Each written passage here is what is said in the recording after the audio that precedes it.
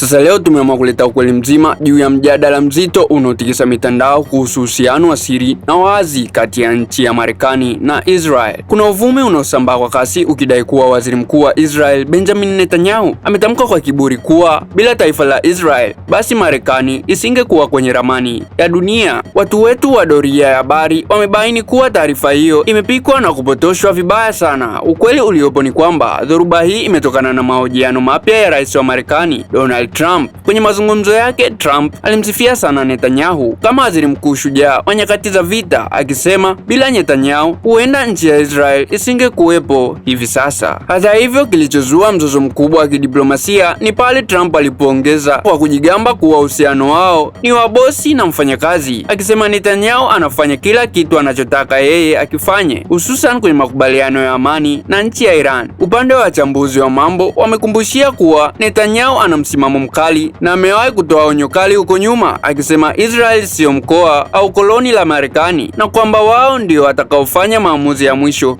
kuhusu usalama wao. Hali hii inaonyesha jinsi gani ushirika wa mataifa haya mawili ulivyojaa kamba za vutani kuvute nyuma ya mapazia ya kisiasa. Je, wewe mwana Big Bongo TV una mtazamo gani kuhusu kauli hii ya Trump kwamba ana uwezo wa kumwamrisha Netanyahu jambo lolote na akatii? Unadhani Israel inaweza kusimama yenyewe kiuchumi na kijeshi bila mgongo wa Marekani? Chochea maoni yako kupitia comment section hapo chini, lakini pia usahau subscribe, like, share, turn on notification ili uzidi kupata updates za matukio mbalimbali yanayojiri every time, everywhere, worldwide.